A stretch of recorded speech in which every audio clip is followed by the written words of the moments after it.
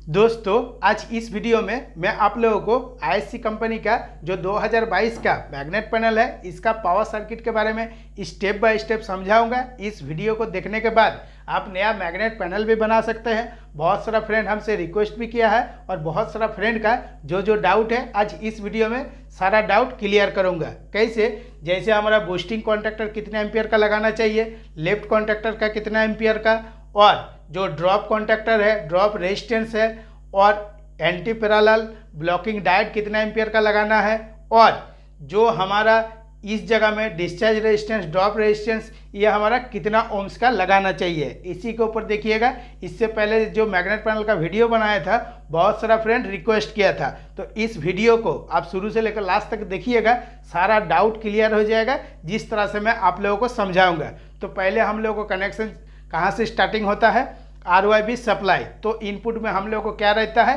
एक MCC भी रहता है, और MCC भी हमारा कितना एम्पियर का रहता है, ज़्यादातर देखिएगा 125 एम्पियर का।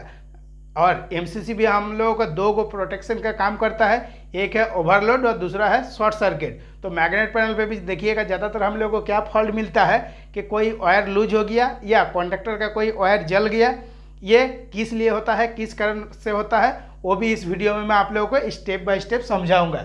तो हमारा जो RYB सप्लाई है इसका इनपुट में जो MCC भी लगा हुआ है ये हमारा कितना एम्पियर का है, ये हमारा 125 एम्पियर का है, ठीक है। इसके बाद हमारा जो फ्यूज लगा हुआ है ये आपका ज़्यादातर देखिएगा किट काट फ्यूज लगा हुआ रहता है, और किट काट फ्यूज में जो आपका बॉटम रहता है और टॉप रहता है ज़्यादातर फॉल्ट आ जाता है। क्या फॉल्ट आता है कि जब आप टॉप देखिएगा तो टॉप के ऊपर जो कॉन्टैक्ट किट रहता है वो क्या होता है कि लूज हो जाता है। लूज के चलते ये जो किट काट वाला फ्यूज है ज़्यादातर जल जाता है। तो ये किट काट वाला फ्यूज मैं बोलूँगा जब आप मैग्नेट पैनल नया बनाइएगा तो इस जगह में आपको HRC फ्यूज बेस लगाना है और HRC फ्यूज लगाना है। जो आप HRC फ्यूज बेस लगाइएगा ये आप ज़्यादातर देखिएगा 160 एम्पियर का लगाना है, और फ्यूज जिस हिसाब से आपका ज़रूरत है उस हिसाब से 63 का भी HRC फ्यूज मिलता है, और 125 का और 100 एम्पियर का जिस हिसाब से आपका ज़रूरत है उस हिसाब से आपको लगाना है। तो इस जगह में हो गया हमारा दो गो पॉइंट। अभी 3 नंबर पॉइंट में आ जाता है कि हमारा जो RYB सप्लाई है ये किस में आ रहा है, ये हमारा सेलेक्टेड स्विच में आ रहा है। बहुत सा चीज़ दोस्तों इस डायग्राम में मैं लिख के नहीं रखा हूँ, जो मैं आप लोगों को स्टेप बाय स्टेप बता दे रहा हूँ। तो ये जो हमारा सेलेक्टेड स्विच है ज़्यादातर देखिएगा जो सेलेक्टेड स्विच हमारा कितना एम्पियर का रहता है, 63 एम्पियर का। कोई भी मैग्नेट पैनल में काम कीजिएगा जब आप सेलेक्टेड स्विच ऑन कीजिएगा तो आपका तीनों इंडिकेशन का लैम्प आपका जलना चाहिए। तीनों इंडिकेशन का लैम्प देख के भी हम लोग समझ सकते हैं क्या RYB सप्लाई आया है या नहीं आया है। कभी कभी ये सेलेक्टेड स्विच में भी एगो पोल का फॉल्ट ज़्यादातर आता रहता है कि कोई इस जगह में जो एगो पोल है ख़राब हो जाता है। उसी को जब आप सेलेक्टर स्विच को ऑन कीजिएगा तो 2 फेज आएगा, 1 फेज नहीं आ रहा है, या कभी कभी ये वाला जो वायर है ये वायर भी लूज के चलते भी लाइट नहीं जलता है। तो ये सब भी आपको स्टेप बाय स्टेप चेक करना है। ज़्यादातर मैग्नेट पैनल में जितना केबल लगा हुआ है, जितना कंट्रोल वायर लगा हुआ है, इसको प्रॉपर तरीक़ा से अपने हाथ से एकदम पूरा फुल टाइट करके रखना है, तब देखिएगा जल्दी आपका मैग्नेट पैनल में फॉल्ट नहीं आएगा। और इस जगह में दोस्तों जो 3 गो इंडिकेशन लैम्प का कनेक्शन हुआ है RYB सप्लाई देके, तो इसमें कोई न्यूट्रल यूज नहीं करता है। जो भी ISC कंपनी का मैग्नेट पैनल देखिएगा इसमें न्यूट्रल वायर नहीं रहता है। तो हमारा 4 नंबर में आ जाता है कि यहाँ से जो हमारा फेज सप्लाई आया किस में आया, ट्रांसफार्मर का प्राइमरी साइड में आया। अभी काम किस तरह से करेगा, काम करेगा जिस हिसाब से आपका टैप लगा हुआ है, आप कितना नंबर टैब में चला रहे हैं उसके ऊपर। जैसे इस जगह में मैं 385 वाला टैब में ही देखिएगा RYB सप्लाई को लगा के रखा हूँ। कभी अगर कुछ आपको दिक्कत होगा तो आप टैब चेंज भी कर सकते हैं, इसके लिए कुछ भी दिक्कत नहीं है। और जो आपका प्राइमरी साइड है इसमें देखिएगा एक आपका क्या होता है, अर्थिंग के लिए न्यूट्रल पॉइंट बनाना पड़ता है, और ये जो अर्थिंग में टाइट किया हुआ रहता है, बहुत सा फ्रेंड को देखिएगा कि ठीक से समझ में नहीं आता कि आखिर टाइट किस लिए किया हुआ रहता है। तो अगर आप कोई पैनल में देख रहे हैं कि अर्थिंग के साथ बहुत अच्छा से टाइट किया हुआ है तो और अच्छा से टाइट कर देना है। ये वायर को कभी प्लास से काट के हटाना नहीं है, कुछ भी ऐसा बिल्कुल भी नहीं करना है। तो यहाँ पे तो हमारा प्राइमरी में सप्लाई आ गया RYB, और जिस हिसाब से आपका टैप का ज़रूरत है उस हिसाब से आप सेटिंग भी कर लिए। इसके बाद हमारा आ जाता है सेकेंडरी साइड में। तो इस जगह में हमारा क्या डाउट रहता है कि ये जो ट्रांसफार्मर है ये हमारा कितना केवीए का रहता है। तो ज़्यादातर देखिएगा कोई भी पैनल में 32 केवीए का भी रहता है या आपका 52 केवीए का भी रहता है। जिस हिसाब से आपका मैग्नेट पैनल बना रहे हैं, मतलब जो आपका मैग्नेट है 22 किलोवाट का है या 32 किलोवाट का है, वो पहले आपको देखना है, उस हिसाब से ही ना आप पैनल बनाइएगा। जैसे बहुत से फ्रेंड हमको बोला भी है कि मैग्नेट पैनल हमको नया बनाना है तो क्या क्या सामान मंगाना है, इसीलिए मैं आप लोगों को स्टेप बाय स्टेप बता दे रहा हूँ। अभी इस जगह में जो आपका पावर कॉन्ट्रैक्टर लगा हुआ है, बूस्टिंग कॉन्ट्रैक्टर जिसको हम लोग बोलते हैं, तो ये ज़्यादातर हमारा 125 एम्पियर का लगाना है। तब क्या होगा, बहुत लॉन्ग लाइफ चलेगा। जब आप मैग्नेट पैनल को बनाइएगा जल्दी मैग्नेट पैनल में आपका फॉल्ट नहीं आएगा। और ये काम किस तरह से करेगा, जब आपका 185 वाला बूस्टिंग कॉन्ट्रैक्टर ऑन होगा तो ऑटोमेटिक यहाँ पे आपको डीसी वोल्टेज ज़्यादा मिलेगा। जब आपका 130 वाला ऑन होगा, मतलब ये जो हमारा 130 वाला टैप है, एक बार ये किस तरह से काम करेगा, जब आपका 185 वाला बूस्टिंग कॉन्ट्रैक्टर ऑन होगा उस टाइम जो आपका 130 नंबर पे जो आपका B3, जिसको हम लोग B1 B2 B3, ये जो बूस्टिंग कॉन्ट्रैक्टर है उस टाइम आपका ऑन नहीं होगा। और जब आपका W1 W2 W3 वाला बूस्टिंग कॉन्ट्रैक्टर ऑन होगा उस टाइम आपका ये B1 B2 B3 वाला ऑन नहीं होगा। पर्टिकुलर कोई एक ही कॉन्ट्रैक्टर आपका काम करेगा, बूस्टिंग कॉन्ट्रैक्टर जिसको हम लोग बोलते हैं। तो ये हमारा 125 एम्पियर का चाहिए। तो ये जो आपका 2 गो टैप यूज किया है, ये किस लिए किया है, इस जगह में हमारा 170 का भी टैप होता है, 150 का भी होता है, 130 का भी होता है। तो कभी कभी देखिएगा दोस्तों कि हम लोग जहाँ प्रैक्टिकल में काम करते हैं तो मैग्नेट में तो माल बहुत सारा पकड़ के लेके आता है। जब आपका 185 वाला टैप काम करता है तो भट्टी के ऊपर क्या होता है कि थोड़ा सा कम माल छोड़ना पड़ता है और थोड़ा सा कोई वापस लेके चला जाता है। तो जब आपका 130 वाला कॉन्ट्रैक्टर ऑन होगा थोड़ा सा ही माल आपका पकड़ेगा, क्योंकि इस जगह में आपका डीसी वोल्टेज कम बनेगा। जब आपका 185 वाला कॉन्ट्रैक्टर ऑन होगा तो टोटली वोल्टेज ज़्यादा होगा, इसीलिए क्या होगा, मैग्नेट में माल आपका ज़्यादा पकड़ेगा। तो इसका जो मैं कंट्रोल कनेक्शन के बारे में इसके बाद जो नेक्स्ट वीडियो बनाऊंगा, तो कंट्रोल कनेक्शन जब आप देख लीजिएगा तो जितना सारा डाउट है और एकदम डाउट क्लियर हो जाएगा, एकदम क्लीन समझ में आ जाएगा कि किस तरह से हमको काम कराना है और किस तरह से हमको कंट्रोल कनेक्शन बनाना है। कंट्रोल कनेक्शन पे भी ज़्यादा तामझाम नहीं है। एगो आपका रिमोट रहेगा जिसमें आपका 2 गो ANC 2 गो NO और एगो इमरजेंसी लगा हुआ रहता है। बस इसी को कंट्रोल कनेक्शन किस तरह करना है वो आपको समझना है। तो यहाँ से हमारा RYB सप्लाई आउट हो रहा है, किस में आ रहा है, ये जिसको हम लोग रेक्टिफायर मॉड्यूलर बोलते हैं। अभी ये जो रेक्टिफायर मॉड्यूलर है इसको मैं बोलूँगा थोड़ा सा ज़्यादा एम्पियर का लगाइएगा। कितना एम्पियर का लगाना है, ज़्यादातर आपका 250 एम्पियर का लगाना है। और ये जो आप मान लीजिए कि एगो मॉडल नंबर होता है, तो ये मॉडल नंबर क्या होगा, तो मॉडल नंबर ज़्यादातर देखिएगा RM 250 एम्पियर इसी टाइप से लिखा हुआ रहता है, जो आपका रेक्टिफायर मॉड्यूलर लगा हुआ रहता है। तो इस जगह में जब आप वोल्टेज चेक करिएगा, जब आपका जो बूस्टिंग के लिए 2 गो कॉन्ट्रैक्टर है, जब आपका 130 वाला ऑन होगा तो इस जगह में फेज टू फेज आपको 130 वोल्ट मिलेगा। जब आपका 185 वोल्ट वाला कॉन्ट्रैक्टर ऑन होगा तो उस टाइम इस जगह में आपका फेज टू फेज 185 वोल्ट मिलेगा।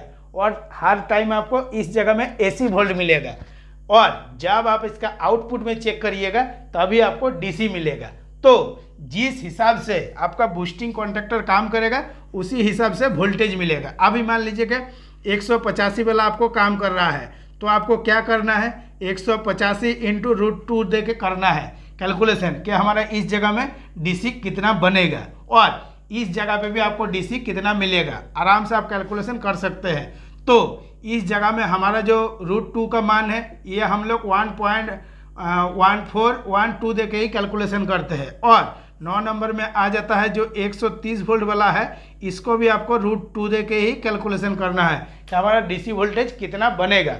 तो यहाँ से हमारा DC बन गया, एक हमारा पॉजिटिव और एक नेगेटिव निकल गया। जो हमारा पॉजिटिव सप्लाई है इस जगह में आपका एक शांट लगा हुआ है, तो जो जिसको हम लोग शांट कॉइल बोलते हैं, इसी में देखिएगा ज़्यादातर आपका एम्पियर मीटर का कनेक्शन दिया हुआ रहता है। कोई भी मैग्नेट पैनल में आपको देखने के लिए मिल जाएगा। और इससे पहले जो मैं वीडियो बनाया था उसमें आप लोगों को एम्पियर मीटर का कनेक्शन किस तरह से करना है, वोल्ट मीटर का कनेक्शन किस तरह करना है ऑलरेडी बताया हूँ। और ये वीडियो ख़त्म होने के बाद जो लास्ट में स्क्रीन आएगा उसमें मैं पहले वाला वीडियो का दे दूंगा, उसमें से आप देख लीजिएगा। अभी यहाँ से हमारा पॉजिटिव सप्लाई आया, किस में आया, L1 और L2 में। तो L1 और L2 ये हमारा क्या है, ये हमारा लेफ्ट कॉन्टैक्टर है। ज़्यादातर हम लोग जो इंडस्ट्रियल में काम करते हैं इस कॉन्टैक्टर हम लोग क्या बोलते हैं, DC कॉन्टैक्टर, ऐसे नाम है इसको, लेफ्ट कॉन्टैक्टर। और D1 D2 ये हमारा क्या है, ये हमारा ड्रॉप कॉन्टैक्टर है, जिसको हम लोग ज़्यादातर डिस्चार्ज कॉन्टैक्टर बोलते हैं। ठीक है, तो हमारा पॉजिटिव सप्लाई आया जब हमारा L1 और L2 ये हमारा 2 पोल का कॉन्टैक्टर रहता है। और ज़्यादातर ये कॉन्टैक्टर आपको कितना एम्पियर का लगाना है, आपको 150 एम्पियर का ही लगाना है, जो आपका लेफ्ट कॉन्टैक्टर है। जब आपका लेफ्ट कॉन्टैक्टर ऑन हो जाएगा तो आपका क्या होगा, इस जगह से जो आपका नेगेटिव है और पॉजिटिव है सीधा आपका इस जगह में आ जाएगा DC वोल्ट बन के। अभी इस जगह में जो आपका एक पॉजिटिव और एक नेगेटिव आ रहा है, कोई कारण से अगर आपका शॉर्ट सर्किट होगा तो इस जगह में आपका 200 एम्पियर का फ्यूज लगा हुआ रहता है। कोई कोई पैनल में आपका जो ये पॉजिटिव है, पॉजिटिव साइड में ही एक फ्यूज लगा हुआ रहता है, कोई पैनल में आपको 2 फ्यूज भी लगा हुआ रहता है। चाहे आपका 1 फ्यूज लगा रहे या 2 फ्यूज लगा रहे, लेकिन आपको काम करने में कुछ भी दिक्कत नहीं होगा। एक बार पैनल को देखिएगा तो आपको क्लीन समझ में आ जाएगा। और ये तो हो गया हमारा 11 नंबर पॉइंट में 200 एम्पियर का फ्यूज। और ये ज़्यादातर देखिएगा जो किट कट फ्यूज है, चीना मिट्टी वाला ही आपका फ्यूज रहता है। अभी ये तो हो गया हमारा L1 L2 का जो लेफ्ट कॉन्टैक्टर है। अभी D1 D2 तो ड्रॉप कॉन्टैक्टर किस तरह से काम करेगा, जब आपका L1 L2 left contactor on रहेगा तो किसी भी हाल में D1 D2 का कॉन्टैक्टर ऑन नहीं होगा। और ये जैसे ही L1 L2 लेफ्ट कॉन्टैक्टर बंद होगा तुरंत आपका जो डिस्चार्ज वाला कॉन्टैक्टर है तुरंत ऑन हो जाएगा, जिसको हम लोग ड्रॉप कॉन्टैक्टर बोल रहे हैं। ठीक है, तो इसका भी कनेक्शन आपको जो कंट्रोल वाला में बताएंगे तो और क्लीन समझ में आ जाएगा।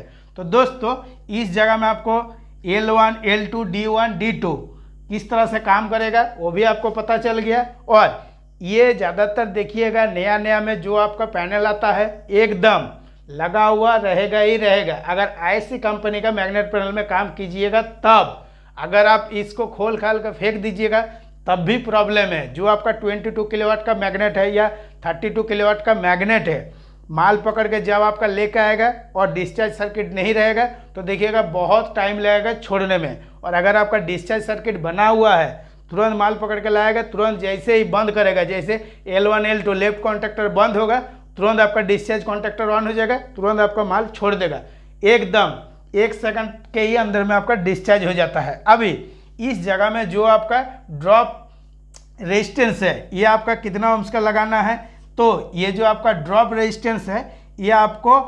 4.4 ओम्स का ही लगाना है। ड्रॉप रेजिस्टेंस आपका 2 गो रहता है और दोनों आपको 4.4 ओम्स का ही लगाना है। और ज़्यादातर कोई भी ये जो रेजिस्टेंस आपका लगा हुआ रहता है आप मल्टीमीटर से चेक भी कर सकते हैं कि कितना हमारा ओम्स का है।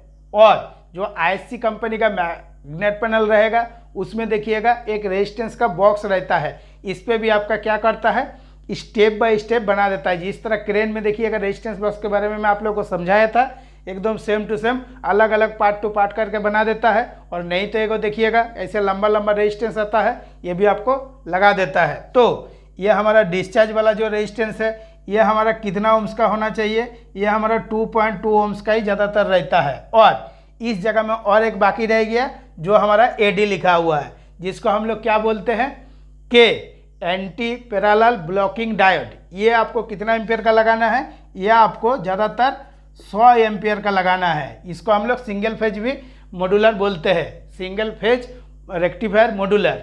और ये जो आपका डिस्चार्ज सर्किट काम कर रहा है तो देखिएगा हर जगह में आपका एंटी पैरेलल ब्लॉकिंग डायोड जरूर लगा हुआ रहेगा। दोस्तों जब तक आप लोग कमेंट करके बताइएगा नहीं तो एक एक डाउट के ऊपर पता भी नहीं चलेगा कि इस वीडियो को देखने के बाद आपके अंदर में कौन सा डाउट है। देखिएगा इससे पहले जो मैग्नेट पैनल का वीडियो बनाया था उसमें आप लोग सिर्फ इसी के ऊपर ज़्यादातर कमेंट किए थे। तो आज इस वीडियो में ये सब के ऊपर आप लोगों को सारा डाउट भी क्लियर हो गया और कुछ डाउट रहेगा भी नहीं। जब मैं इसका कंट्रोल का वीडियो बना के समझाऊंगा तो और डाउट क्लियर हो जाएगा। और मैं जो भी वीडियो बनाता हूं आप लोगों का कुछ भी डाउट नहीं रखता हूं।